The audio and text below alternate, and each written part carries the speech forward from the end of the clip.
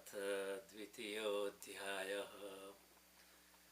संजय उवाच तं तथा कृपयाविष्टम् अश्रुपूर्णाकुलेक्षणं विषीदन्तम् इदं वाक्यम् उवाच मधुसूदन। दूसरा अध्याय की शुरुआत हम कर रहे।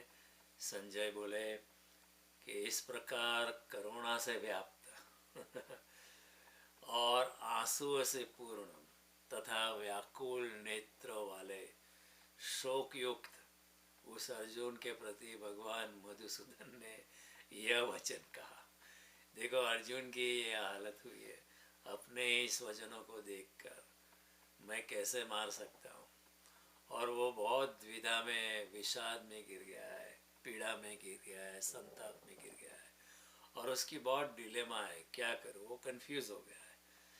कृष्ण से मार्गदर्शन चाहता है, मार्गदर्शन भी चाहता है, कहता है कि मैं तुम्हारा शिष्य हूँ, तुम्हारी शरण में आया हूँ। ऊपर से कृष्ण को उपदेश भी करता है कि ये ऐसा होगा, वैसा होगा, जब युद्ध होगा तो फिर कोई नहीं बचेगा, स्त्रियाँ दूषित हो जाए, ये सब is doing reverse rationalisation. He gives reasons after reasons after reasons after reasons which have nothing to do with the war. वो कहता है अभी पुरुष चले जाएंगे तो स्त्रियाँ दूषित हो जाएगी, फिर वर्ण संकर प्रजा पैदा होगी, वो लोग पितरों का तर्पण नहीं करेगा तो पितरों का भी नरक में वास हो जाएगा, और फिर कुल धर्म खलास हो जाएंगे, कुल धर्म खलास हो जाएंगे तो सबका पतन हो जाएगा।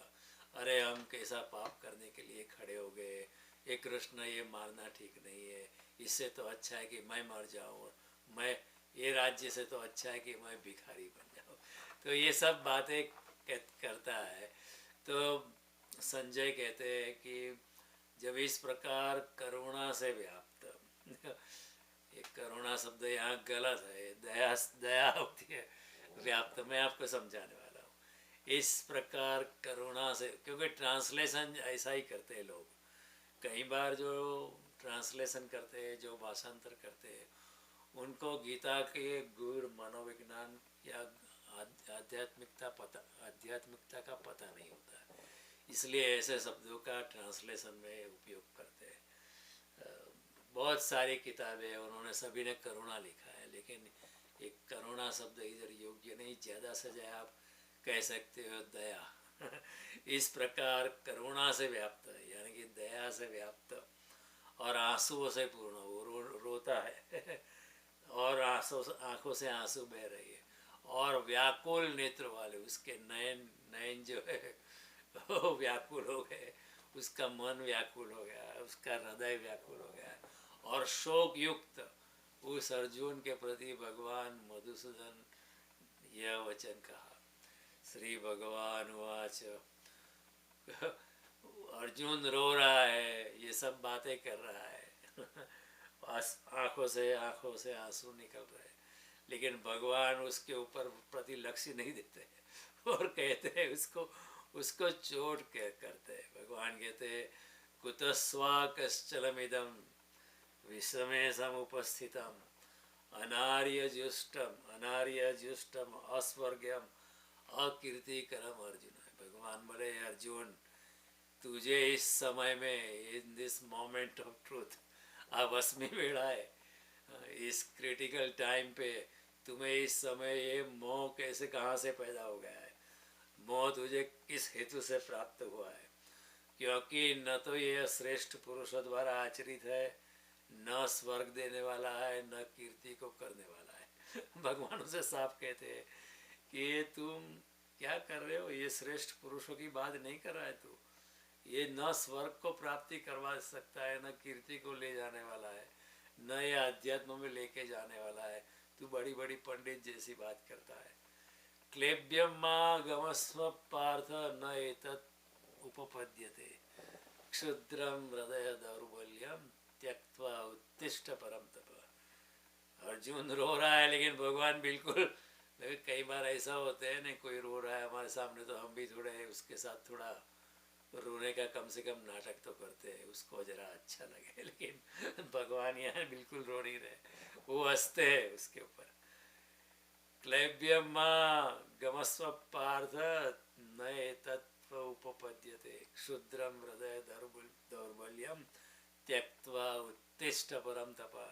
हे अर्जुन, ये कायरता को प्राप्त मत हो। देखो ये जो है ना, चाटा मारते कृष्ण उसको, तुम नपुंसक हो गया है। एक क्षत्रिय के लिए ऐसा सुनना बहुत भारी होता है, ये कायर हो गया है। एक क्षत्रिय जो होता है वह एक वीर्यवान होते वो लोग, और बहुत सुरवीर होते हैं, उसको कहना कि तुम नपुंसक हो गया है, नपुंसक हो गया या कायर हो गया, तुम नपुंसकता को मत प्राप्त हो, तुझे ये उचित नहीं जान पड़ती, तुम्हारे लिए ये योग्य नहीं है। हे परम तप, हृदय की तुच्छ दुर्बलता को त्याग कर युद्ध के लिए खड़ा हो जा। क्या कर रहा है? कायर है क्या?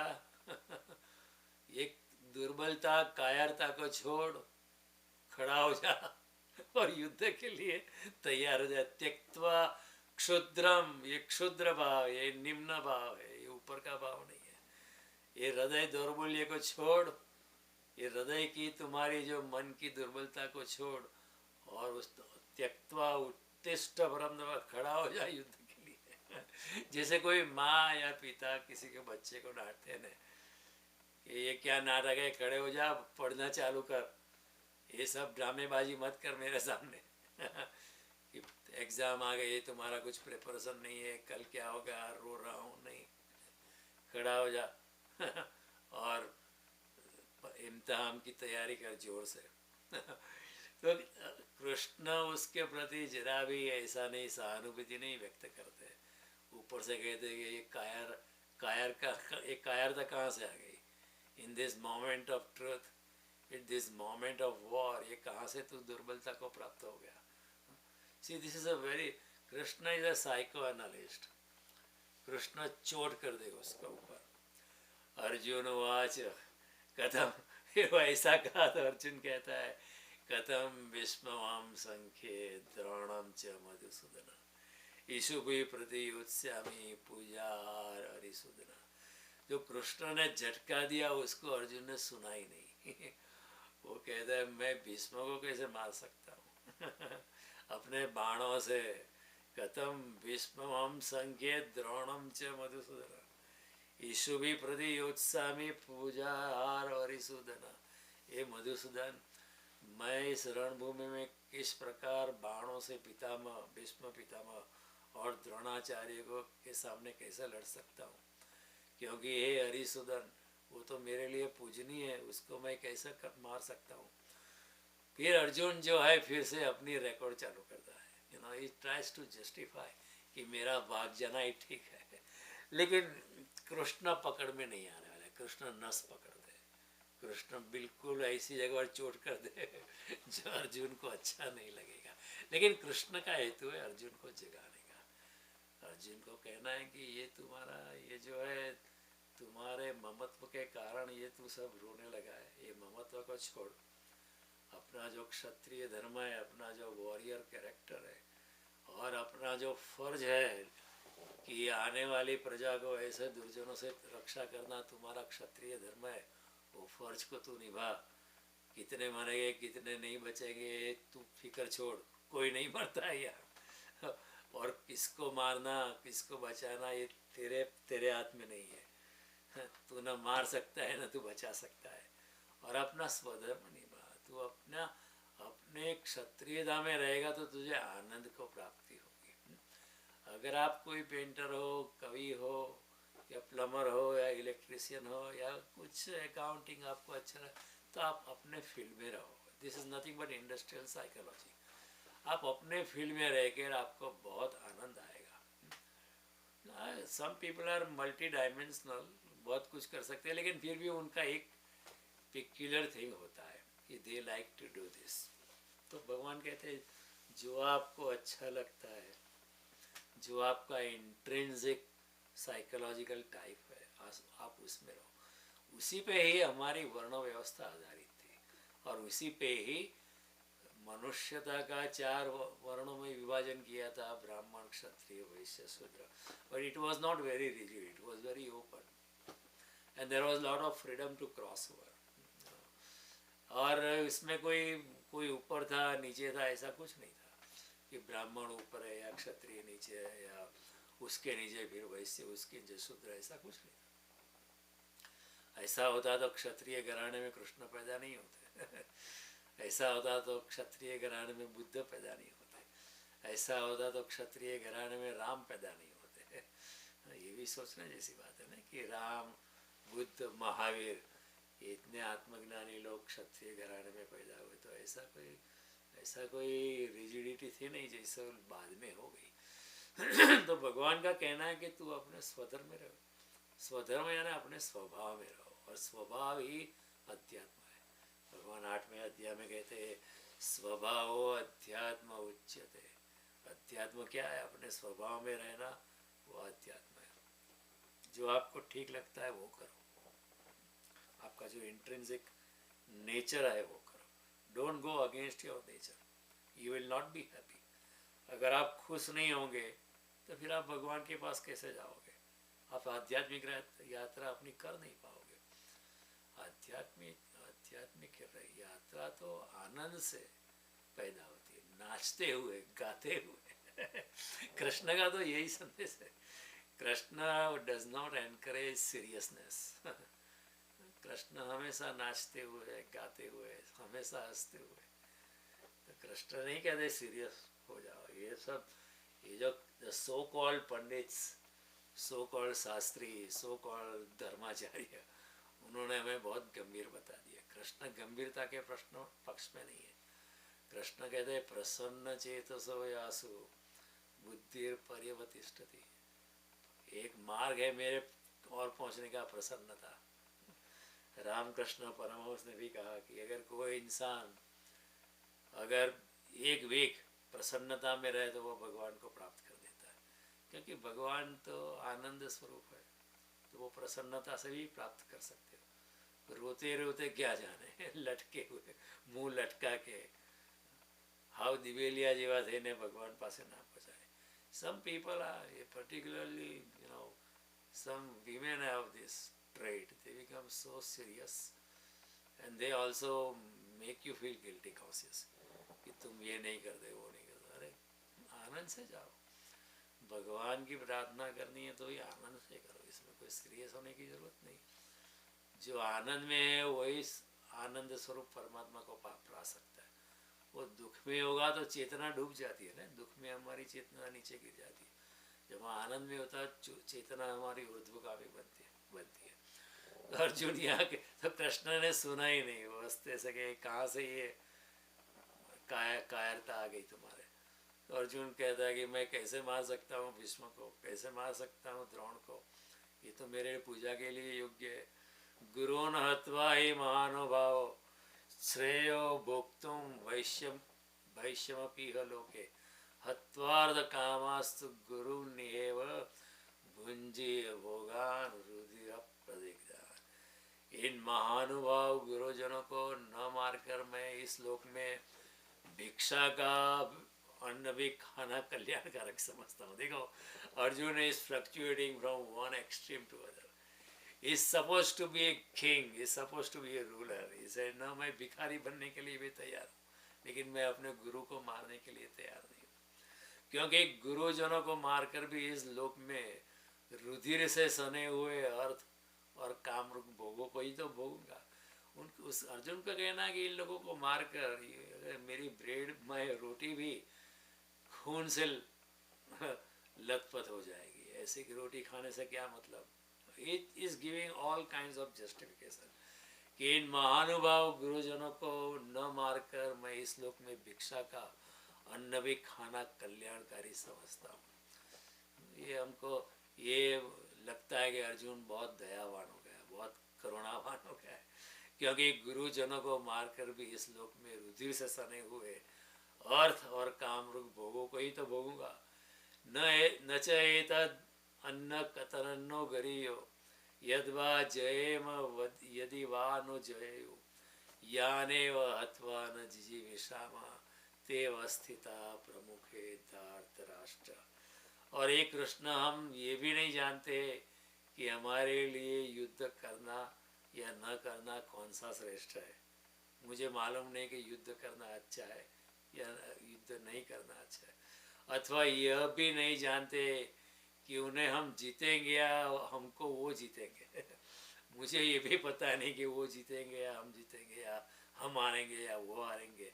और जिनको मारकर हम जीना भी नहीं चाहते, वे ही हमारे आत्मीय आत्मीय धृतराष्ट्र के पुत्र हमारे सामने खड़े हैं लड़ने के लिए। तो यही बात मैंने आपको बताया कि जिसको मार कर कई बार ऐसा होता है ना कि अगर कोई नहीं बचेगा तो फिर हमारी जीत का मतलब क्या। अगर पत्नी मर जाती तो पति भी मर जाता है, क्योंकि उसी दिन पति हुआ था जब उस औरत से उसकी शादी हुई थी। बेटा मरता है तो माँ भी मर जाती है, क्योंकि माँ तभी माँ बनी थी जब उस बेटा ने जन्म लिया था। तो अर्जुन ने देखा कि सब मर जाएंगे तो फिर ये सिंहासन का क्या करोगे। अगर दुनिया में कोई नहीं बचा और आप you become president of USA, फिर आप उसका क्या करेंगे। इतनी संपत्ति, सारी पृथ्वी की जमीन आपकी हो गई, लेकिन आप करेंगे क्या उसका। कोई नहीं, आप अकेले।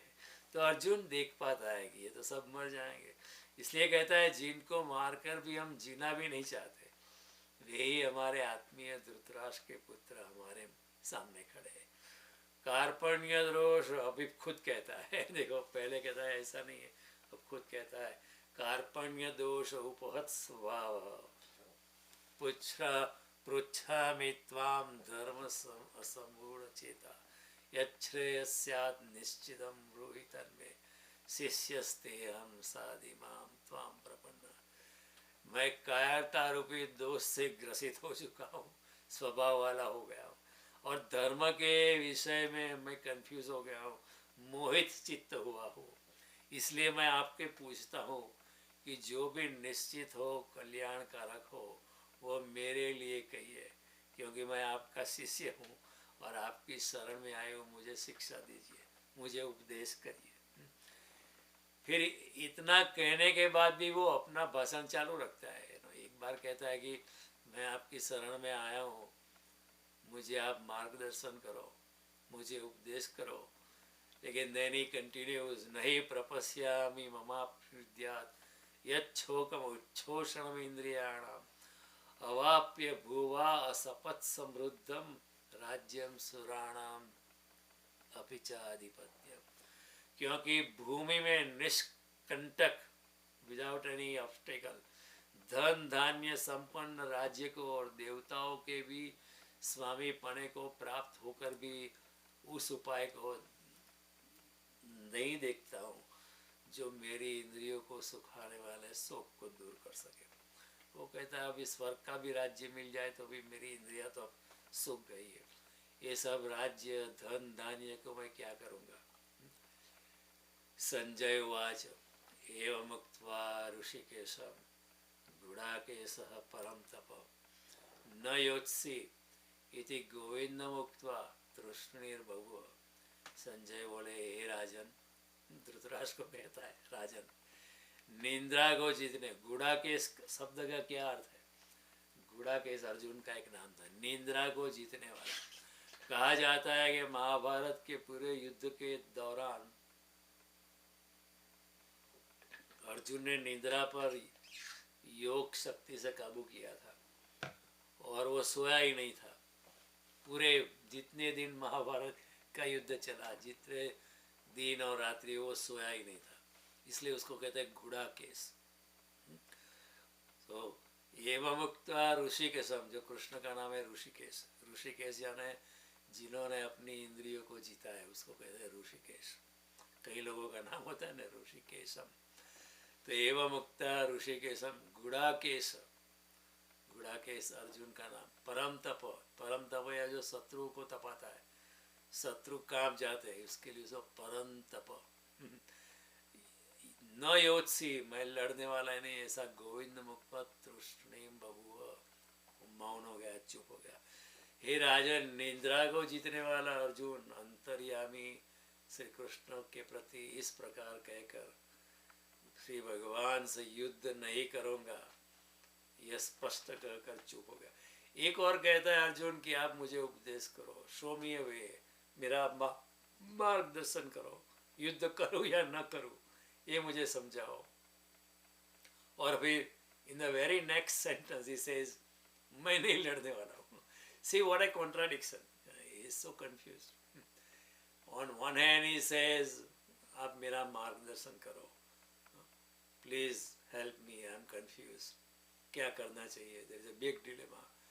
And then on the other hand, on one hand he says he is confused, on the other hand he gives a resolution.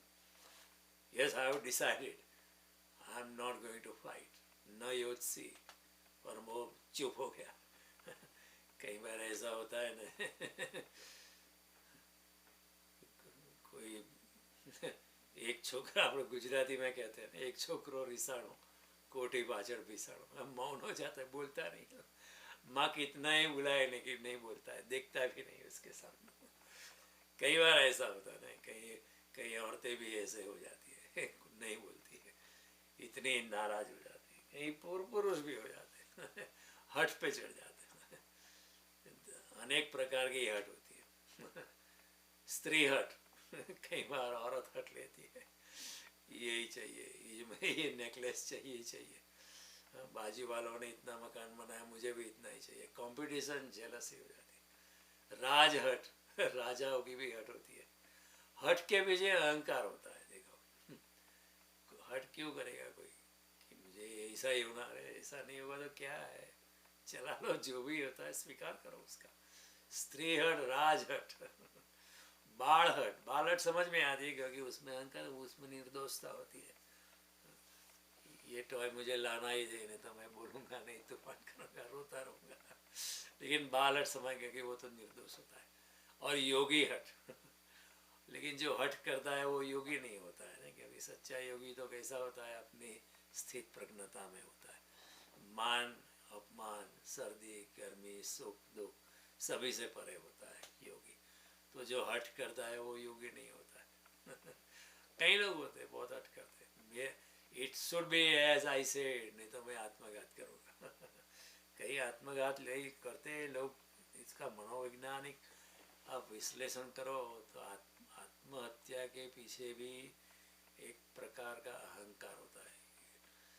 मैं कहूँ ऐसा ही होना चाहिए, नहीं तो मैं मर जाऊँगा। इसमें भी एक अहंकार है ना, इतना सदृढ़ अहंकार होता है कि इंसान अपनी जान देने के लिए भी तैयार हो जाता है, क्योंकि अहंकार इतना घनिष्ठ है। कई केसेस में ऐसा होता है, कई केसेस में इंसान बहुत दुखी हो जाता है, लेकिन दुख का कारण भी अहंकार होता है कई बार। इसी लड़की से शादी होगी, नहीं तो मैं आत्मघात करूँगा। शादी नहीं होती है इसी लड़की से, तो वो दुखी हो जाता है। दुखी हो जाता है, फिर आत्महत्या करता है। लेकिन इसी लड़की से शादी होनी ही चाहिए, ये अहंकार क्यों रखने का। तो दुख का कारण माया होती है, अटैचमेंट होती है, अहंकार होता है। तो अर्जुन यहाँ कंफ्यूज है, वो कहता है मैं आपकी शरण में आया हूँ। मैं आपकी शरण में आया हूँ, फिर भी वो कहता है मुझे उपदेश करो, मेरा मार्गदर्शन करो, मैं क्या करूँ, लड़ूँ या न लड़ूँ, ऐसा पूछता है। और फिर बाद में कहता है कि नहीं, मैं नहीं लड़ने वाला हूँ। It's like somebody who passed out of school, कि मुझे साइंस में जाना है, इंजीनियरिंग में जाना है, पता नहीं चलता है कहाँ जाऊँ, but I have decided to go into fine arts. But you already decided. फिर क्यों पूछते हो कि साइंस में जाओ या इंजीनियरिंग में जाओ, you already decided. But कई लोग जब कंफ्यूज हो जाते हैं तो they don't even realize what they are talking. क्योंकि अर्जुन यहाँ व्याकुल हो गया है, पीड़ा से भरपूर हो गया है, संताप से भरपूर है, उसका दिमाग काम नहीं कर रहा है, और वो बटा हुआ है। और बटने में बटा इसलिए है, the reason why he is polypsychic, the reason why he is himself in a dilemma and divided within his own self is because उसकी आसक्ति है, उसका ममत्व है, और ममत्व में दुख होगा, ममत्व में हिंसा भी होती है। लेकिन कृष्ण इस बात को जानते हैं। तो यहाँ जो करुणा करुणा शब्द का उपयोग किया है पहले श्लोक में, कई लोग ऐसा ट्रांसलेशन करते हैं, you know this translation is from a very good book, but फिर भी ये गलत है। देखो करुणा जो है और दया जो, उसमें फर्क होता है। हम क्योंकि हम पर्यायवाची वाले, बहुत बहुत दया है, बहुत करुणा से करुणा उसको है, करुणा और दया में फर्क होता है। दया जो होती है वो परिस्थिति जन्य होती है। कोई परिस्थिति आती है, आपके हृदय में दया का आविर्भाव होता है। जैसे आप रास्ते से गुजरे, कोई भिखारी को देखते हो, बहुत भूखा है, जर्जरित हो गया है, चल भी नहीं सकता है, लकड़ी का सहारा लेके चल रहा है, कपड़े फटे हुए, खाया नहीं होगा, तो आपको दया आती है। तो दया के कारण आप कुछ देते हो उसको।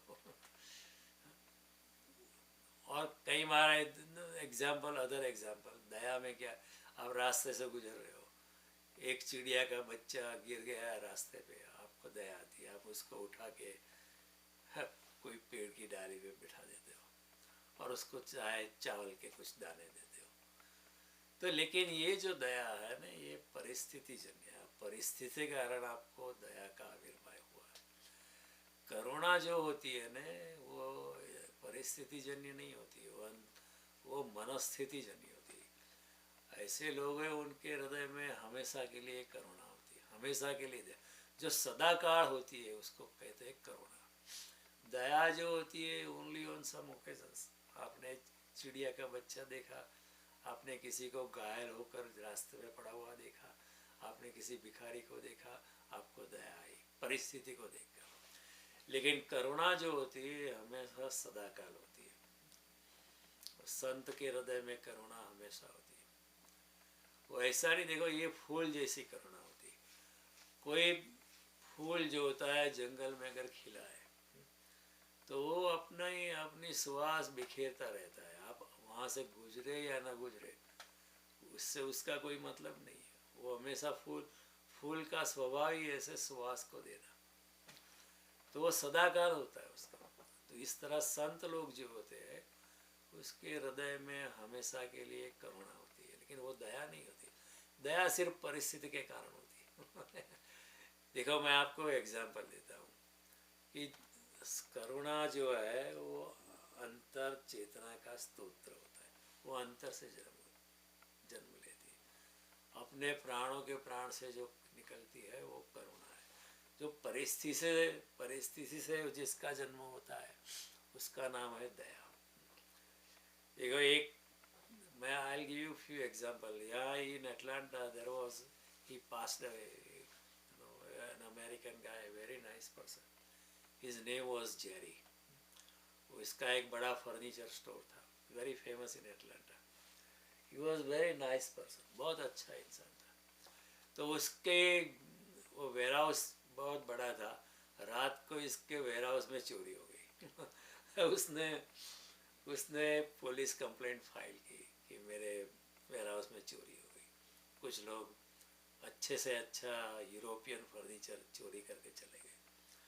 फिर पुलिस ने इंक्वायरी की एंड देन पुलिस रे कि one of the employee was responsible for it, तो दे अरेस्टेड द एम्प्लॉई। तो उसको पकड़ लिया, वो अफ्रीकन अमेरिकन, उसको पकड़ के जेल में डाल दिया पुलिस ने। तो उसकी बीवी जो है वो जेरी के पास आई कि मैं जानती हूँ मेरे हस्बैंड ने आपके वहाँ से चोरी की है, लेकिन हम लोग बहुत गरीब है। अब हमारे पे कृपा कीजिए प्लीज़, मेरे हस्बैंड को छुड़ा लीजिए। अभी now he had stolen from his own warehouse and this guy इतना करुणावान है कि वो गया पुलिस स्टेशन पर and he filed bail application for the person who had stolen from his own warehouse। जो एम्प्लॉय ने उसके बिजनेस हाउस से, उसके ही वेयर हाउस से चोरी की थी, उसके लिए उसने बेल एप्लीकेशन दिया। पुलिस वाले भी देखते रहे कि आप लोग क्या कर रहे हो, आपके वेयर हाउस में चोरी की है उसने और आपने ही कंप्लेन की थी, फिर भी आप उसको छुड़ाने आए हो। उसने कहा कि मैं उसको एक I want to give him a chance, मैं उसको एक चांस देना चाहता हूँ, उसको छोड़ दो, कोई बात नहीं, मेरे वेयर हाउस में उसने चोरी की है, मैं कंप्लेंट वापस देता हूँ, उसको एक और मौका देते हैं जिंदगी में। तो ये करुणा है हमेशा। समीक ऋषि थे, श्रीमद् भागवत में शुरू में कथा आती है समीक ऋषि की, कि परीक्षित राजा शिकार को निकला था और पूरा दिन भटका था, धूप थी और बहुत धूल वगैरह थी, वो थका था, उसको स्नान करना था, कुछ खाना था। तो रास्ते में समीक ऋषि का आश्रम है और समीक ऋषि ध्यान में बैठे थे। तो उसने जाके समीक ऋषि से बात करनी चाही, लेकिन समीक ऋषि ध्यान में थे। तो उसने कहा कि मैं राजा हूँ, मेरा सत्कार नहीं करता है ऋषि। ऋषि की भी फर्ज है कि जो क्षत्रिय राजा आवे आश्रम में तो उसका सत्कार, कम से कम पानी देना चाहिए, कुछ जलपान देना चाहिए, कुछ खाने को देना चाहिए, उसका स्वागत करना चाहिए, बैठने के लिए आसन देना चाहिए। लेकिन ये ढोंग कर रहा है ध्यान का, मैं जानता हूँ ध्यान। तो इतना क्रोध से हो गया था परीक्षित राजा कि उसने मरा हुआ सांप वो ऋषि के गले में डाल के चला गया। फिर उसका बेटा आया, उसने देखा कि मेरे पिताजी का अपमान किसने किया है, उनके गले में ये मृत सर्प, मरा हुआ स्नेक, डेड स्नेक्स आभूषण की नेकलेस की जगह किसी ने रख दिया है। तो उस बेटा बहुत तेजस्वी था, वो बेटा क्रोध में आ गया, उसने कहा जिसने भी ये कार्य किया है, मेरे पिताजी का जो अपमान किया है, वो आज से 10 दिन में अंदर उसको तक्षक नाग काटेगा, वो मर जाएगा। और वहीं से फिर भागवत की कथा शुरुआत होती है। फिर लेकिन जब जो सम्यक ऋषि जब ध्यान से बाहर निकले, तब उनको पता चला कि ऐसा ऐसा हुआ कि परीक्षित राजा आया था और उसके साथ बात करने का प्रयास किया था, लेकिन मैं ध्यान में था, मुझे कुछ सुनाई नहीं दिया था और बेटे ने श्राप दे दिया है। तो समीक ऋषि ने बेटे को समझा कि देख बेटा, वो राजा ने किया होगा ऐसा, लेकिन वो शायद भूखा होगा, प्यासा होगा, बहुत धूप थी, हारा होगा, थक गया होगा, और मैं ध्यान में था, उसको पता नहीं चला कि ध्यान कैसी चीज़ है। राजा को क्या पता ध्यान क्या होता है, ध्यान में तो हम ही जाते हैं। तो आपको उसे माफ़ कर, उसको ऐसा श्राप, ये श्राप बहुत जास्ती किया। देखो समीक ऋषि के हृदय में करुणा है, जिस इंसान ने उनके गले में मृत सर्प डाल दिया उसके प्रति भी उसको करुणा है। तो संत कैसा है, संत हमेशा संत हृदय नवनीत पुनीता। संत का हृदय तो एक मक्खन जैसा बहुत ट्रांसपेरेंट होता है, बहुत करुणावान होता है। और उनकी करुणा ऐसा नहीं परिस्थिति जन्य नहीं होती है, हमेशा होती है। आप वहाँ से उनके आश्रम में जाए ना जाए, आप उनके पास जाओ ना जाओ, आप उनके चरणों में बैठे ना बैठो, आप उनकी शरणागति लो या ना लो, फिर भी वो करुणावान होते हैं। दया जो होती है परिस्थिति जन्य होता है। आपने कुछ देखा, आपके हृदय में दया आ गई। एकनाथ एक संत था, उसकी मैं बात कर, इतना करुणावान था और इतना पवित्र था। एक जैसे एक शुद्ध पवित्र ब्राह्मण था और एक संत जैसा था। और एक बार गया गांव, वो कभी भी गुस्से नहीं होता था, कभी क्रोध में नहीं आता था। गांव के लोग जो मवाली लोग थे, हर गांव में मवाली होते, उस जमाने में भी थे, वो भी परेशान थे कि ये कभी क्रोधित क्यों नहीं होता है ना। कई बार लगे लोगों को परेशानी होती है कि इसको कितना भी हम परेशान करें, कितना भी सताए, लेकिन क्रोधित नहीं होता है। अगर कितना भी आप परेशान करो और कोई क्रोधित, आपको फिर और गुस्सा आता है, and you try to make him angry again and again. तो एकनाथ को परेशान करने के लिए कुछ मवाली लोग थे, वो गांव के कॉर्नर में बैठे थे। तो एक वहाँ से ब्राह्मण आया, दूसरे गांव से आया, तो उसको पूछा आप क्या करने आए हो?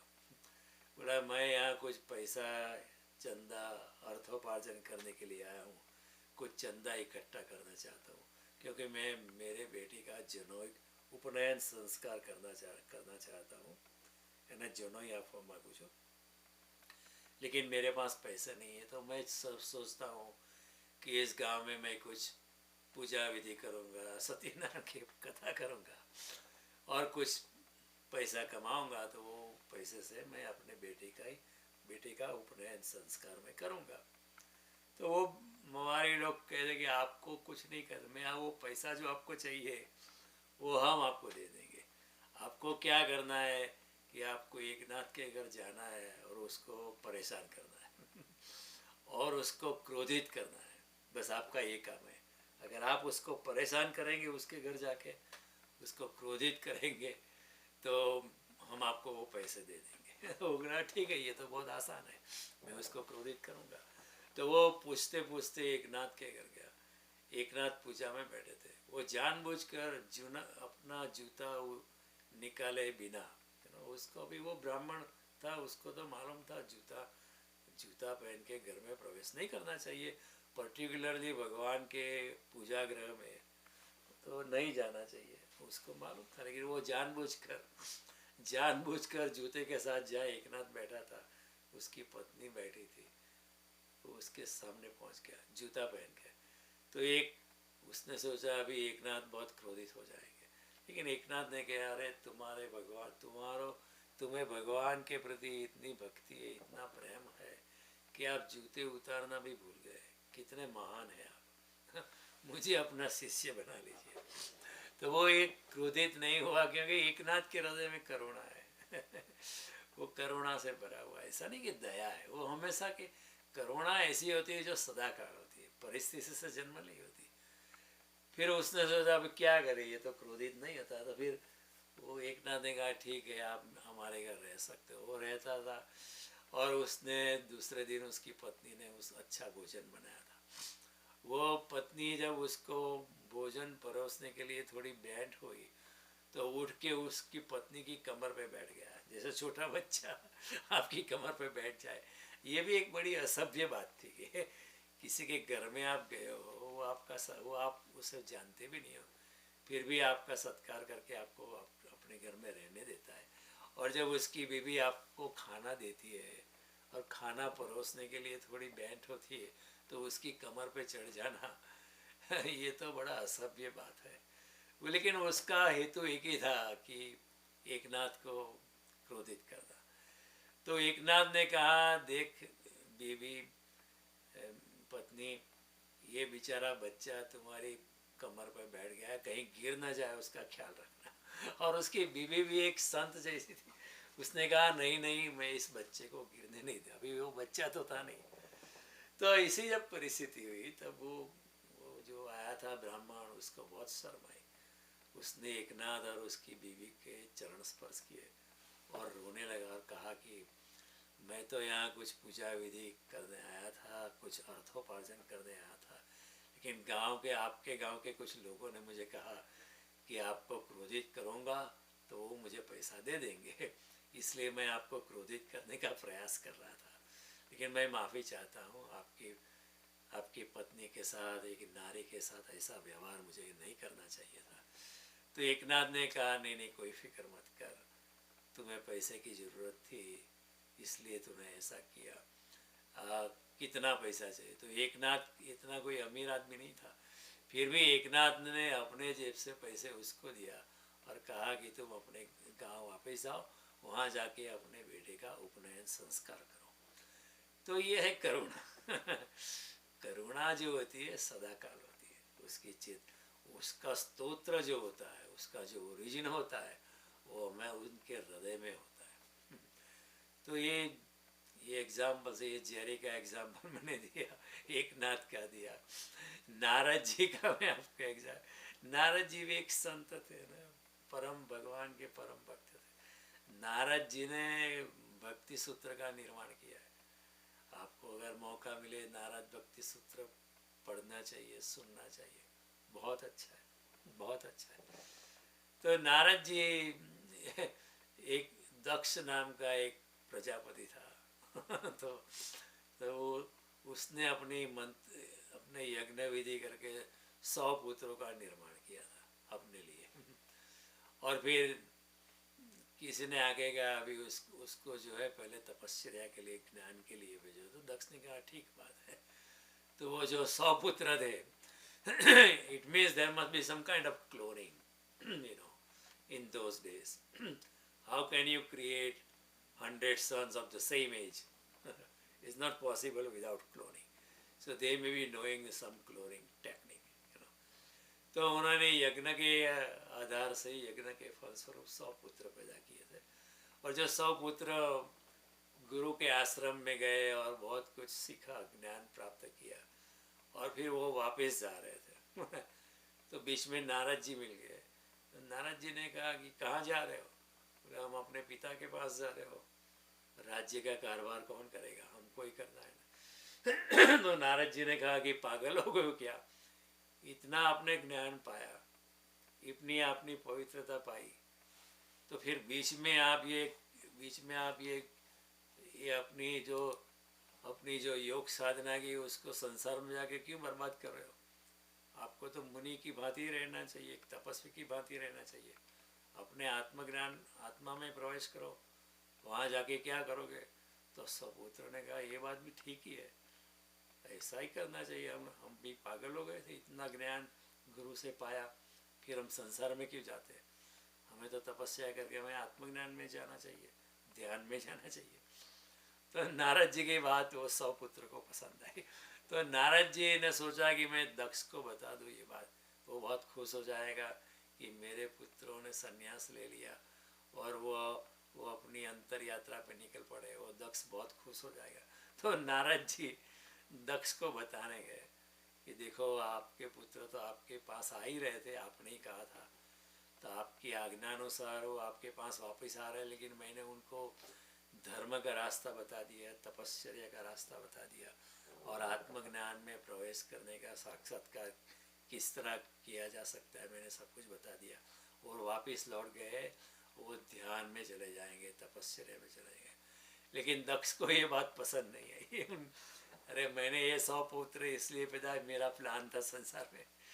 तो उसने नारद जी को श्राप दे दिया कि आप कहीं भी एक रात ठहर नहीं पाओगे, आपको हमेशा घूमता ही रहना पड़ेगा। अभी ये श्राप दिया, लेकिन नारद जी ने कहा कोई बात नहीं, जैसे भगवान की इच्छा।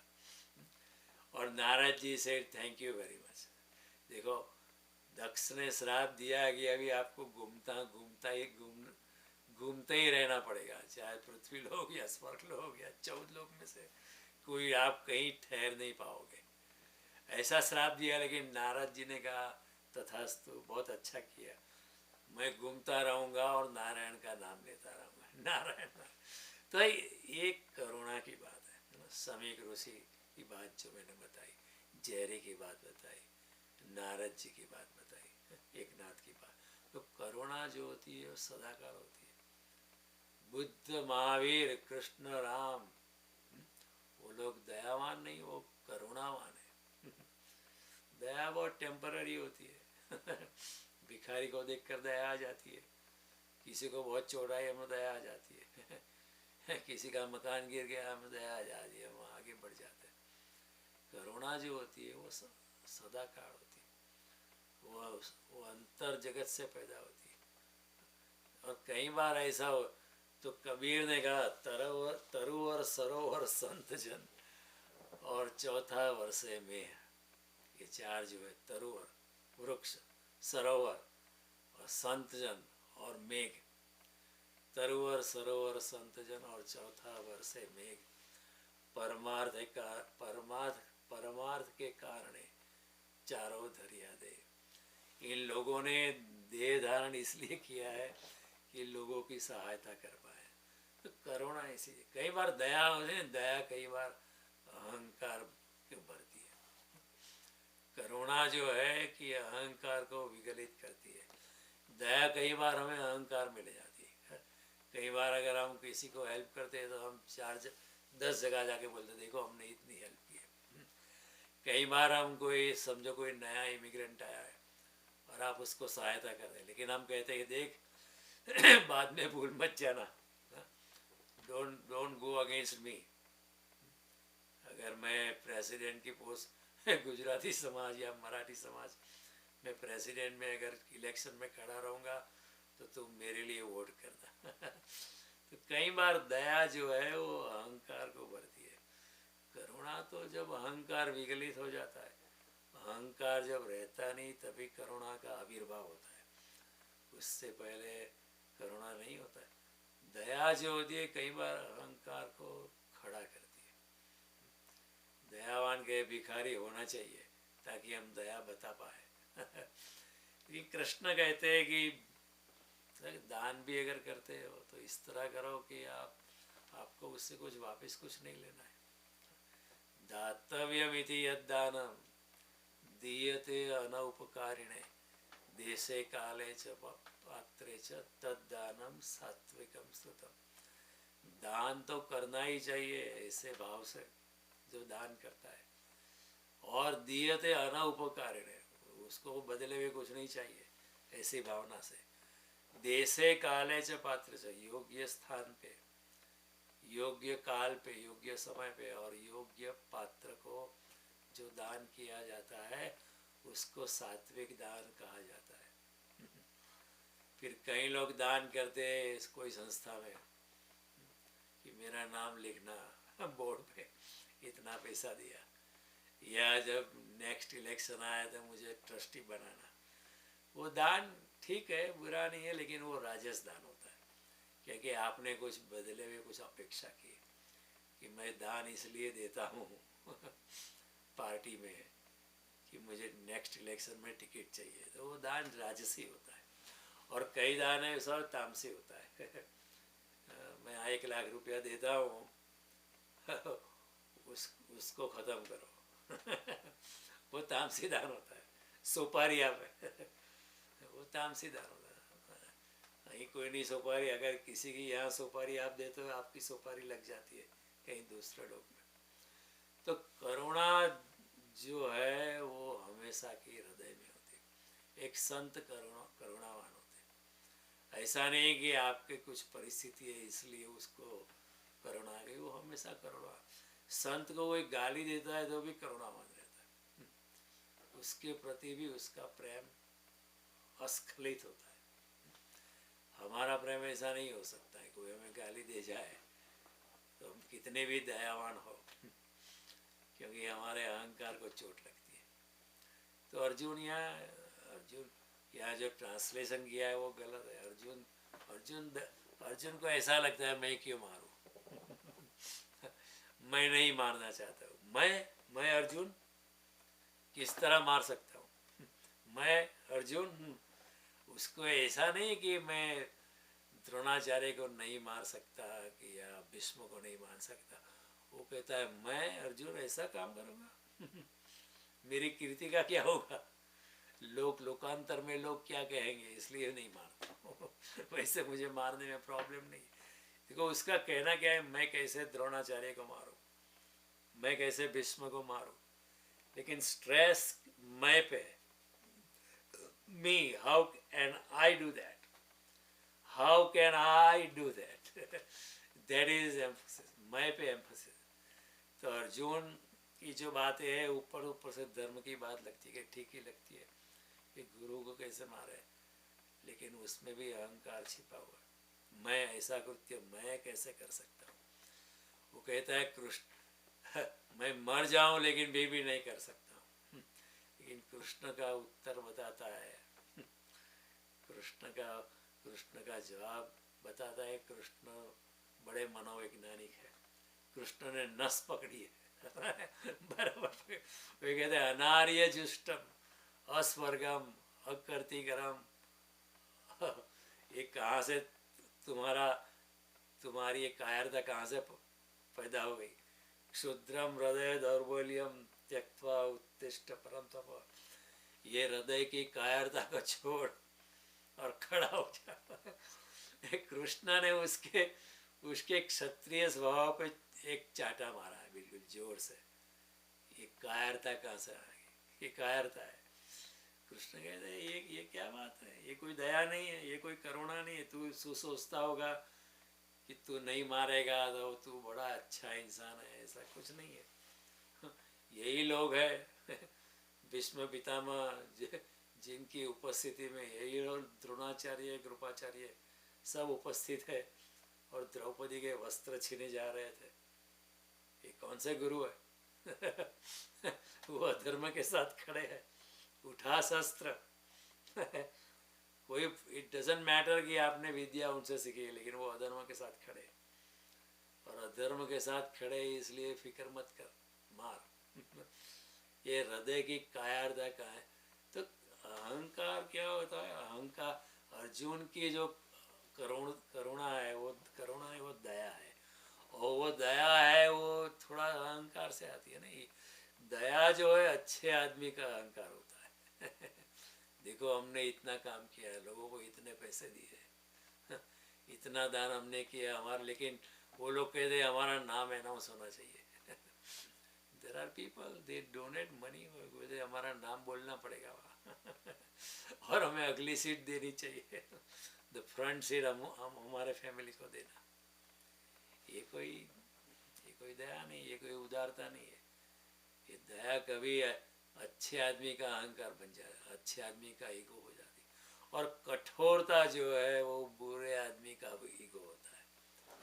कई लोग बहुत बुरे, बहुत कठोरता होते हैं, मारूंगा उसको कुछ भी हो जाए, तो वो भी अहंकार से पैदा, लेकिन वो बुरे आदमी का ईगो है। और कई बार दया जो है ऊपर से लगता है अच्छा इंसान है, लेकिन उसका भी ईगो होता है, दया के पीछे भी अहंकार होता है। अर्जुन कहता है कि मैं मर जाऊं, लेकिन मैं इसको नहीं मारूं। कई लोग दे आर मैसोचिस्ट होते हैं, दे टॉर्चर देयर ओन सेल्फ। जो दुर्जन होते हैं तो दूसरों को मारते हैं, लेकिन कई लोग होते हैं सज्जन, अपने को चोट करते हैं, अपने को मारने की बात करते हैं, ताकि then they create some kind of soft corner in the minds of other people. वो भी एक तरह की हिंसा है, अपने को मारना भी हिंसा है। हिंसा का तीर मैं आपके ऊपर छोड़ू या मेरे ऊपर छोड़ू, दोनों केसेस में हिंसा ही है। तीर का डायरेक्शन बदल जाए, अपने पे लगाओ या आप पे लगाओ, आप पे लगाने की जगह मैं अपने पे लगाऊं, लेकिन फिर भी वो भी तो हिंसा है। कई लोग ऐसी तपस्या करती है, अपने आप को टॉर्चर करते हैं। कई लोग ऐसा है, हम 3-4 घंटा ही सोते हैं, तपस्या करते हैं। ये कोई तपस्या नहीं है यार, you are torturing your own self, and by torturing your own self you are torturing the divine within you. Krishna ने कहा गीता में, जो लोग अपने को बहुत कष्ट देते हैं वो कोई तपस्वी नहीं है, वो उनके हृदय में बैठे हुए मुझे ही टॉर्चर करते हैं, कृष्ण करते हैं। कई लोगों को हम इतना एक ही बार खाते हैं या नहीं खाते, इतने उपवास करते हैं, लेकिन उपवास देखो, उपवास करने में भी अहंकार बढ़ जाता है। कई बार ऐसा होता है। कई बार अगर कई लोग उपवास करते हैं, देखो 1 महीने का उपवास करते हैं, उनको अपेक्षा होती है 1 महीने के बाद उनका जुलूस निकाला जाएगा, उनकी शोभा यात्रा निकाली जाएगी, देखो इतने 28 की या 1 महीने का उपवास किया, लोग तालियां बजाए। लेकिन उसमें भी अहंकार बढ़ता है। तो अगर बाद में कोई कह दे 15-20 दिन के बाद कि वो शोभा यात्रा का प्रोग्राम कैंसिल हो गया है, तो they will be very angry. क्योंकि कई बार इंसान तपश्चर्या भी करता है, उपवास भी करता है, कि दूसरों को दिखाने के लिए भी करता है कि देखो ये कितना धार्मिक है, इतने उपवास किए, और बीच में कोई कहे आपकी शोभा यात्रा का प्रोग्राम कैंसिल हो गया है, वो क्रोधित हो जाएगा। कई लोग उपवास करते हैं, लेकिन मन आत्मा में नहीं होता है। उपवास का क्या मतलब है? उपवास का क्या मतलब? उपवास यानी उपरवास। आज रोजिंदी चीज़ों में अपना मन उलझाना नहीं है, कुछ दिव्यता में जाना है, इसलिए आज कुछ कम खाना है या फलाहार करना है, बिल्कुल नहीं खाना है। आज ऊपर जा, आज किचन में काम नहीं करना है, रोज की झंझट में नहीं करना है, ऊपर जाके ध्यान में बैठना है, शास्त्रों का प्रेम से अध्ययन करना है, भजन करना है, कीर्तन करना है, उसका नाम है उपवास, उपरवास।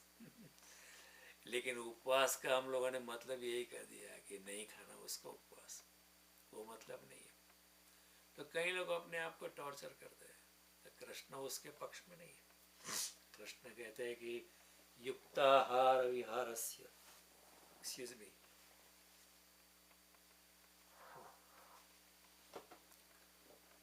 आई एम सॉरी, कृष्ण कहते हैं युक्ताहार विहारस्य युक्त चेष्टस्य कर्मसु युक्त स्वप्नावबोधस्य योगो भवति दुःखः।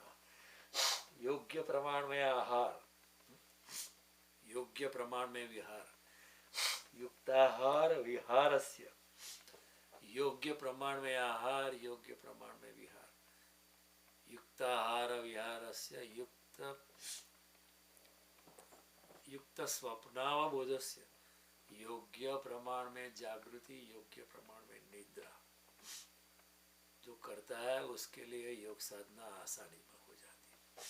वो जो अपने को बहुत भूखा रहता है उसके लिए योग साधना इतनी संभव नहीं है, क्योंकि अगर फिर आप भूखे भूखे ध्यान कैसे करोगे, तुम्हारी चेतना पेट पे ही जाएगी, ऊपर परमात्मा के साथ नहीं जुड़ेगी। या बहुत खा लेते हो तो भी ऐसा फिर आपको नींद आ जाएगी, फिर ध्यान नहीं होता है। कोई बहुत जागता ही रहे, सोए ही नहीं, तो भी ध्यान ठीक तरह से नहीं हो पाएगा। कोई अगर सोता ही रहे दिन में 12, 13, 14 घंटा, तो भी बहुत आलस से भर जाएगा। तो भगवान कहते योग्य प्रमाण में आहार, योग्य प्रमाण में उपवास, योग्य प्रमाण में निद्रा, योग्य प्रमाण में जागना, तो आपकी योग साधना ठीक होगी। ये सब गलत रास्ते हैं, अपने आप को टॉर्चर नहीं करना चाहिए। Don't torture yourself. और उसको तपश्चर्या का नाम मत देना, क्योंकि तपश्चर्या से भी अहंकार होता है कि देखो मैंने इतने उपवास किए, देखो मैं ऐसे बैठा हूँ, देखो मैं इतना ही घंटा सोता हूँ, देखो मैं एक ही बार खाता हूँ। उसमें भी अहंकार का जन्म होता है। योगी ऐसा नहीं कहता, इसलिए कृष्ण कहते हैं, देखो कृष्ण कहते हैं तपस्वी भी हो अधिक हो योगी, तपस्वी से भी ज्यादा योगी है। क्यों? क्योंकि तपस्वी की तपश्चर्या बाहर दिखाई पड़ती है, और जब बाहर दिखाई पड़ती है लोग उसकी प्रशंसा करते हैं कि ये बहुत बड़ा तपस्वी है। सोता है तो भी भोए पर सो जाता है, सैया भी नहीं होती है, इतने घंटे ही सोता है, इतना ही कम खाता है, निंद्रा भी बहुत नहीं लेता है, यही करता है, पानी भी नहीं पीता है। उसके आप तपश्चर्या का नाम लेते हो, वही तपश्चर्या नहीं है। एक दिखावा हो जाता है कई बार। और अपने के टॉर्चर करने से कोई इसमें कोई अध्यात्म है ये सोचने की जरूरत नहीं। कृष्ण उसके पक्ष में नहीं है। कृष्ण को इसलिए समझे नहीं लोग ने, क्योंकि हमें बहुत अच्छा लगता है, देखो ये तो योगी है, तपस्या, एक पाँव पे खड़ा रहा है, इतनी तपस्या है, 1 महीने से एक पाँव पे खड़ा है। अब एक पाँव से खड़ा रहना ये कोई अध्यात्म नहीं है। भगवान ने 2 पाँव किस लिए है? 2 पाँव खड़े रहने के लिए खड़े। तो कृष्ण जो है अर्जुन के अहंकार पे चौक खड़ा कि ये कहाँ से, ये कोई तुम्हारी दया नहीं है, ये तो अनार्य है। अभी दया कैसे अनार्य हो सकती है? आर्य यानी आप आर्य तभी है जब आप में करुणा है, आप उदार वाले है, धार्मिक है, अध्यात्म वाले, उसको आर्य कहते थे। भगवान कहते ये तो अनार्यता है, ये कोई करुणा नहीं तुम्हारी, ये तुम्हारे अहंकार से उठी है। तू कोई भी हिसाब से जस्टिफाई करना चाहता है, तू चाहता है कि मैं कह दूँ तो बाद में लोग पूछेंगे कि युद्ध से क्यों भाग गया, तो कहेगा मैंने कृष्ण से विचार विमर्श किया था और कृष्ण ने अनुमोदन दिया था इसलिए मैं भागा हूँ, मैं कायरदास नहीं भागा हूँ। See, sometimes in a deeper layer of the skin हम ऐसा सोचते हैं, हम भाग जाना चाहे, अगर कोई कहे अच्छा तो भाग जा, तो देन वी कैन से अच्छा उसने भी कहा था, उसने भी अनुमोदन दिया था इसलिए भाग जाता हूँ। बाद में कोई पूछेगा कि डर गया था क्या था, नहीं मैं तो नहीं डरा था, कृष्ण ने ही मुझे बोल दिया था। वो कृष्ण से प्रमाण लेना चाहता है इनडायरेक्टली। और ऐसे लोग क्या है कि कृष्ण अगर कहे कि ओके आपको जाना तो जा, चले जाओ, तो वो चला जाएगा। बाद में अगर कुछ गलत हो गया तो वो कृष्ण को ही दोषित करेगा कि आपको मुझे रोकना चाहिए था। कई बार ऐसा होता है, फैमिली में भी कई बार ऐसे लोग होते हैं, मुझे यही करना है, यही करना है, यही करना है। आप उसको कहेंगे गलत है, मत करो मत करो, फिर भी वो व्यक्ति वही करती है।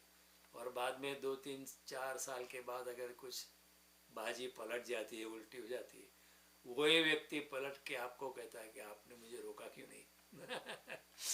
They will talk both ways.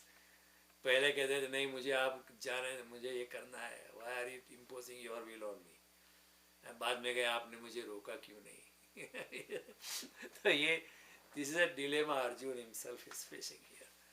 उसके अहंकार पे चोट गए। ये कायरता कहाँ से आ गई? अभी क्षत्रिय को कायरता का आक्षेप, उसके अहंकार पे बड़ी चोट है, सबसे बड़ी चोट है। एक बार अकबर खड़ा था, मानसी भी वहाँ था, और 2 सिपाही आए। तो मानसी ने कहा ये अच्छे योद्धा है, उनको हमारी आर्मी में ले लेना है। तो अकबर ने ऐसे ही पूछा मानसी से, उसकी सुरवीरता का प्रमाण क्या है? तो वो 2 सामने तलवारबाजी करने लगे। वो सच्चे क्षत्रिय थे, सुरवीर थे, योद्धा थे। वो तलवारबाजी करते करते एक दूसरे को काट दिया। अकबर ने कहा कि ये क्या बात है? मानसी ने कहा क्षत्रिय से कभी भी उसकी सुरवीरता का प्रमाण नहीं मांगना, नहीं तो यही होगा, वो लोग मर जाएंगे लेकिन अपनी अपनी सुरवीरता की एक आँच भी नहीं आने देंगे। तो अर्जुन ऐसा ही था, लेकिन उसके ऊपर चोट करते कृष्ण कि ये तुम्हें कायरता कैसे आ गई, ये कोई दया नहीं है, ये कैसे अनार्यता आ गई है। अनार्य जुष्टम अस्वर्गम अकीर्तिकरम अर्जुन, ये तुम्हें कीर्ति नहीं देगा, ये स्वर्ग में नहीं ले जाएगा, ये अनार्य है, ये दुष्ट बात है, निम्न बात है, निकृष्ट बात है।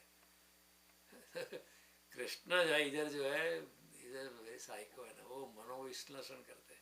इसलिए गीता का उपयोग, जिस पृथ्वी पे हम रहते हैं वहाँ कृष्ण का मनोविज्ञान हमें सहायता कर सकता है।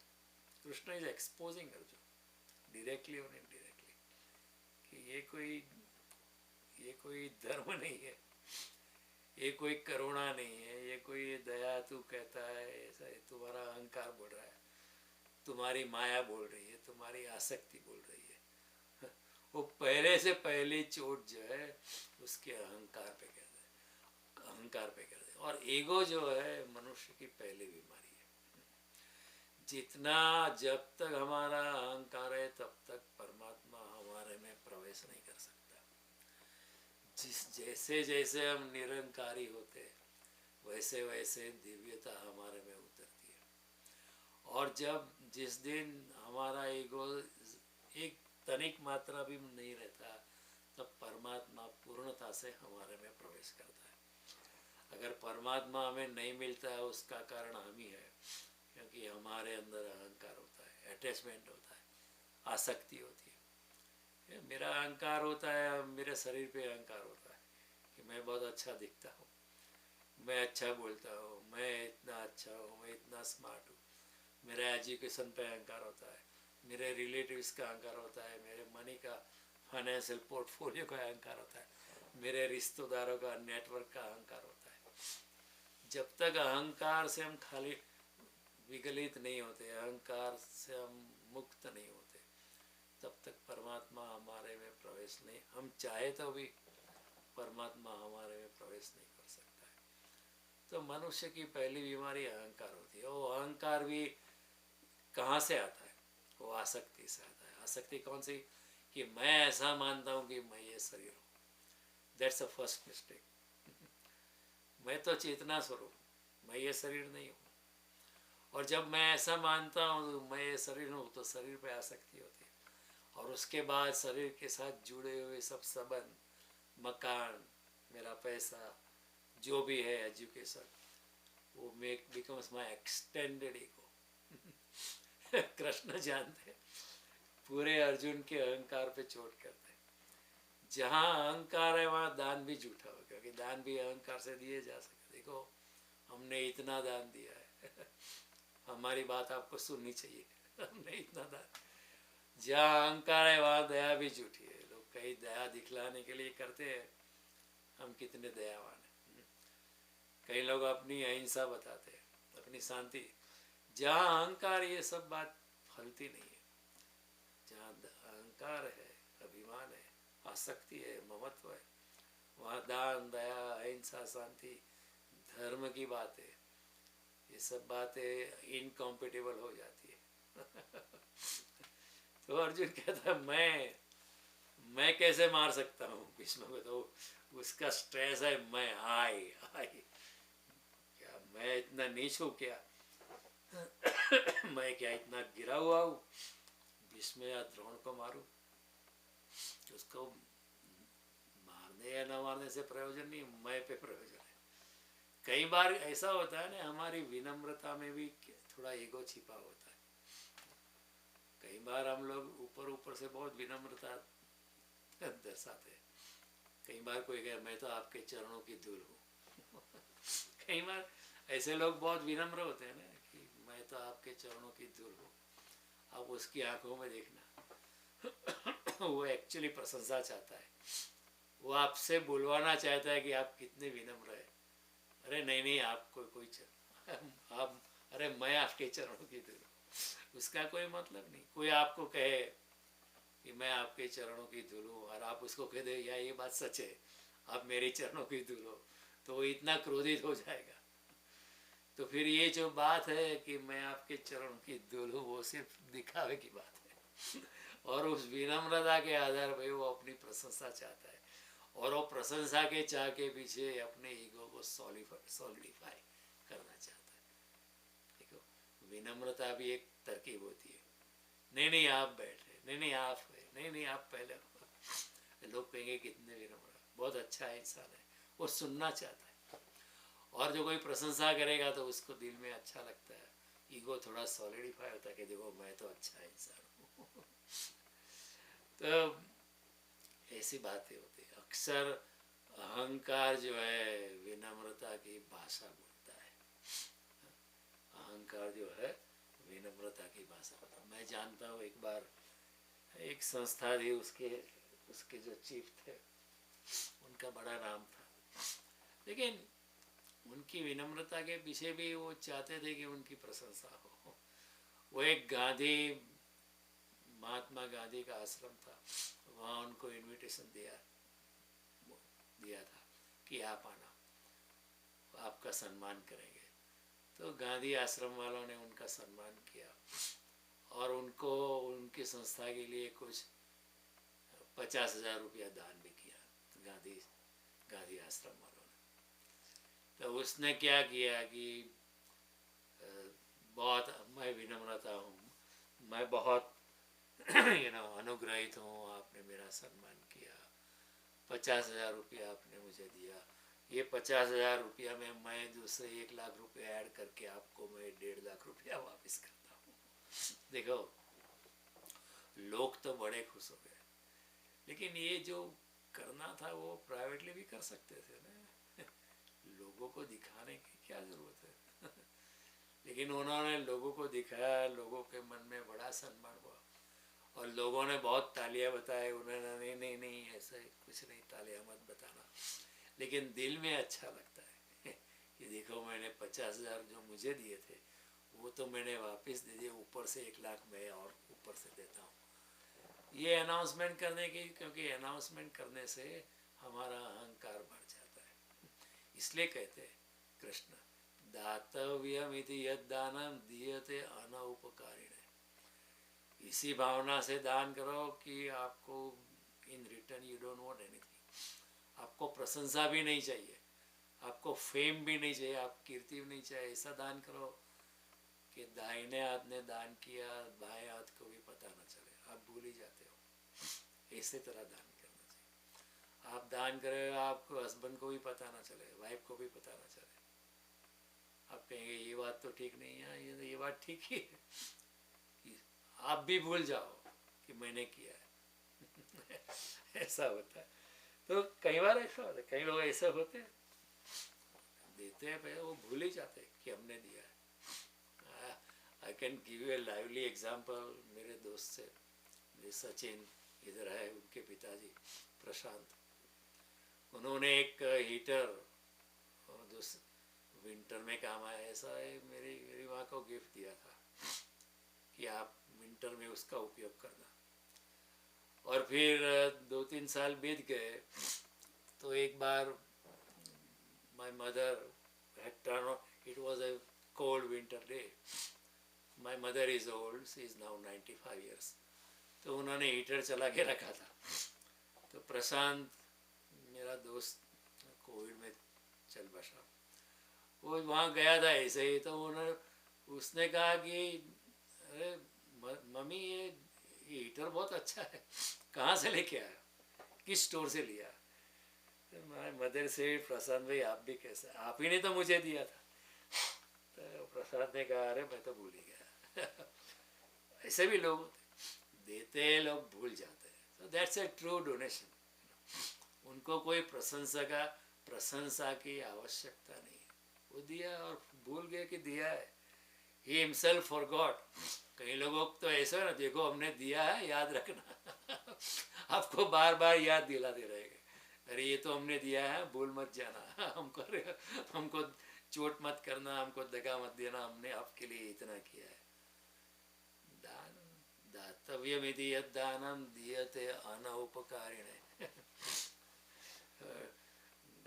तो ये अनुपकार की भावना से मैंने किया है, ऐसे ही भावना के बिना, आसक्ति के बिना जो दान करता है वही दान है। क्योंकि कई बार विनम्रता में भी अहंकार छिपा हुआ है, हमें पता नहीं चलता।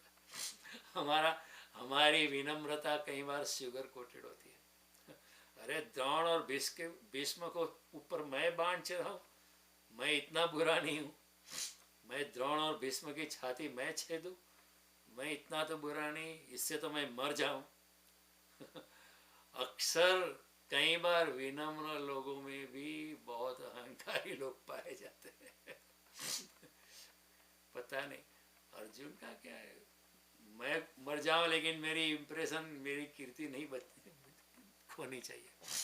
मेरी प्रतिमा बच जाए, शरीर खो जाए लेकिन प्रतिमा बच जाए, मर जाऊं पर नाप बच जाए, अहंकार बचे पर मैं खुद खो जाऊं। मैं खुद खो जाऊं तो कोई प्रॉब्लम, लेकिन मेरा अहंकार बचना चाहिए। अर्जुन की यहाँ यही हालत है। कृष्ण उसको बराबर जानते हैं। कृष्ण बराबर पकड़ते। ठीक है, अर्जुन की अभी हालत ऐसी है, अभी भी वो ऑर्डिनरी पर्सन है, बाद में कृष्ण उसको ऊपर उठाएंगे। कई बार लोग क्रोध करते हैं। क्रोध कहाँ से आता है? अहंकार से आता है। कोई आके मुझे कह दे, जयदेव भाई आप गीता पे बोलते हो लेकिन आप तो बिल्कुल गिरे हुए हैं, मैं जानता हूँ आप क्या है। तो मुझे शायद क्रोध आ जाए कि अरे मैं गीता पे बोलता हूँ और मेरे लिए ऐसी बात करता है। अगर ऐसी बात अगर मुझे क्रोध आ जाए उस पर, तो समझ ला कि मेरा अहंकार है। कई लोग ऐसा अहंकार क्रोध करते हैं, फिर क्षमा भी मांग लेते हैं। क्षमा मांग कर उनका कोई क्षमा मांगने का कोई दिल नहीं, लेकिन क्षमा मांगने के बाद ही वांट्स अपनी सेल्फ इमेज को फिर वापस खड़ा करना चाहते हैं कि देखो मैं इतना बुरा नहीं था, क्रोध हो गया, इट है, मैं ऐसा बुरा नहीं हूँ, मैं क्रोधित नहीं होता हूँ, वैसा तो मैं बहुत अच्छा इंसान हूँ, मैं शांत इंसान हूँ। इट हैपन डिस्पाइट मी, मेरे बावजूद हो गया है। It happen in spite of me, मैं वैसे क्रोध नहीं करता हूँ, मैं आपकी क्षमा मांगता हूँ। और आप भी सोचेंगे देखो अच्छा इंसान है, क्षमा मांग ली। लेकिन अगर सच्चे दिल से अगर क्षमा याचना की है तो फिर से क्रोध नहीं आना चाहिए।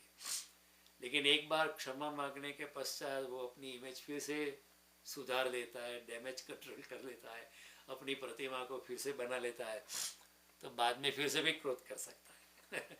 अगर फिर से क्रोध करता है तो उसका मतलब है कि वो जो क्षमा मांगी थी, क्षमा याचना जो पहले की थी, वो ऐसे ही थी। अपनी डैमेज कंट्रोल के लिए, अपनी इमेज को फिर से बनाने के लिए।